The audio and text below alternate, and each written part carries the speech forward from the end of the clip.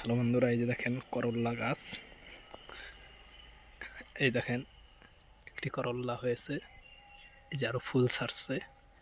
দেখেন কত ছোট গাছ, এগুলা হাইব্রিড করল্লা গাছ।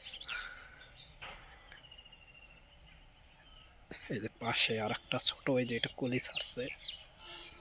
এই যে পাশে একটা, এই যে এটাও ফুল ছাড়ছে।